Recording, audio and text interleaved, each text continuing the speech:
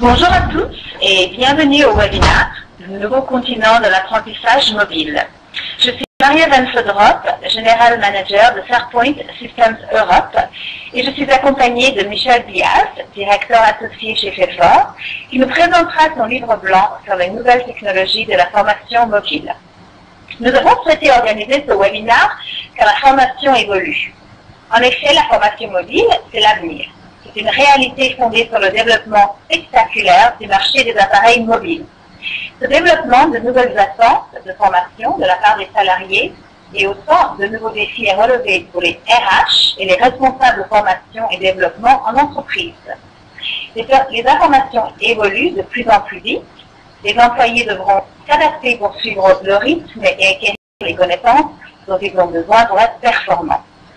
Durant ce webinaire, nous aborderons les points suivants. La formation mobile pour favoriser les performances individuelles et collaboratives, la définition de la formation en ligne au-delà des simples appareils mobiles, LMS ou plateforme dédiée, comment choisir, votre entreprise est-elle prête pour la formation mobile? Notre objectif chez Fairpoint est d'anticiper les méthodes de formation du futur et les mettre à la disposition d'aujourd'hui. C'est pour cette raison qu'il nous a paru naturel d'impliquer Michel Diaz, directeur associé de Fairfort, dans la réalisation de ce webinaire. Avant de passer à l'exposé de Michel, je vais faire une petite introduction concernant Fairpoint. Fairpoint a été fondé en 1996. Notre siège européen est à Bruxelles, avec des bureaux à Paris et à Londres. Nous avons une présence globale. Notre PDG, Ara Ohanian, est basé à New York, et là, vous pouvez me voir, Maria Van Vlodrop. Notre offre mobile se compose de deux plateformes distinctes. Fairpoint VLS, qui est notre plateforme LMS et CMS, qui livre sur mobile, et Ketango, notre toute nouvelle plateforme de performance mobile. Pour avoir plus d'informations ou une démo, venez nous rencontrer au salon de e-learning forum à Paris, Expo à la porte de Versailles, le 13, 14 et 15 mars. Nous serons sur le stand 57 dans le pavillon numéro 3 et nous serons ravis de vous montrer nos produits. Les clients que nous avons actuellement en France, nous travaillons avec L'Oréal, qui est un grand compte pour Fairpoint. Nous travaillons également avec Toyota, Honda, Weight Watchers, Black & Decker, etc. Ben voilà pour mon introduction. Ce que j'aimerais faire maintenant, c'est passer la parole à notre invité spécial, M. Michel Diaz. Merci, ma chère Maria. Alors, bonjour à toutes, bonjour à tous. Vous avez sous les yeux un écran qui vous indique très simplement comment utiliser la plateforme que vous avez entre les mains, si je puis dire, et notamment, vous avez la possibilité de poser vos questions via la fenêtre questions et chat. Et évidemment, nous allons recueillir tout au long de cette session vos questions. Nous ferons une sélection des questions. On essaiera de répondre au maximum de questions en les regroupant. Et j'imagine que Fairpoint poursuivra les échanges avec vous, soit virtuellement, soit sur le stand à e-learning expo au mois de mars pour des questions supplémentaires.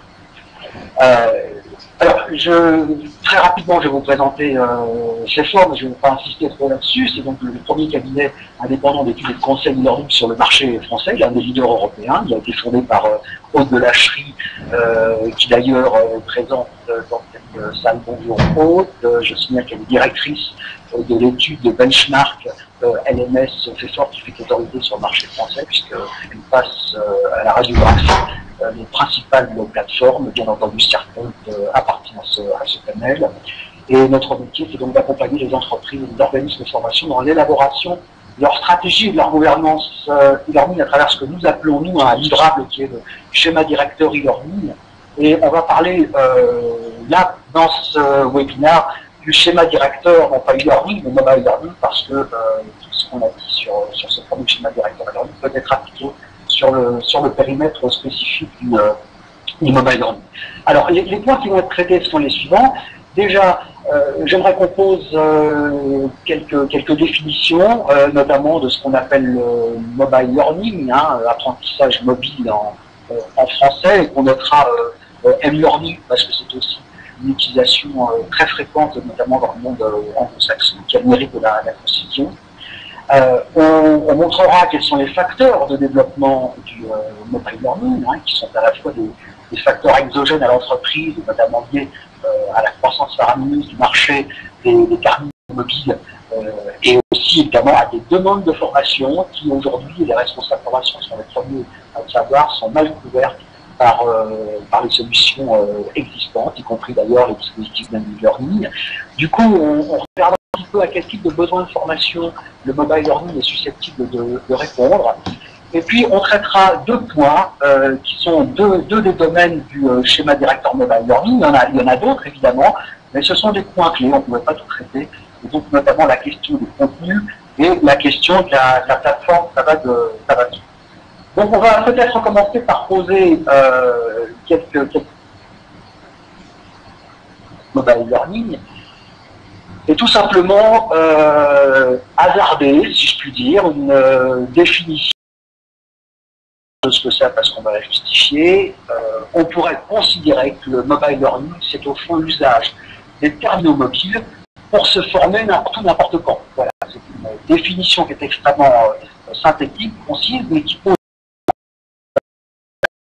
La première question, c'est se former, mais qu'est-ce qu'on entend par ça? Autrement dit, à quel type de besoin de formation le mobile learning va répondre mieux que les dispositifs existants ou en complément avec les dispositifs de formation existants. Et puis justement, quelle intégration possible du mobile learning à l'intérieur du dispositif de formation de l'entreprise. Et puis la deuxième question, c'est évidemment celle des terminaux mobiles, des smartphones ou les tablettes pour avoir des terminaux mobiles, puisqu'un ordinateur portable, c'est un terminal mobile. Une console de jeu mobile s'en est aussi, un PDA, un notebook, etc. Mais en fait, on sait très bien que lorsqu'on parle de mobile learning, de m-learning, quand on regarde la littérature anglo-saxonne et française d'ailleurs, on parle de formation, d'apprentissage qui sont supportés par la tablette numérique et le smartphone. Mais justement, ça pose un problème. Est-ce que ces deux types de terminaux, smartphone et tablette numérique, sont équivalents? Eh bien non. Il y a des différences qui sont extrêmement importantes. J'en ai noté 4 qui m'apparaissent les plus importantes.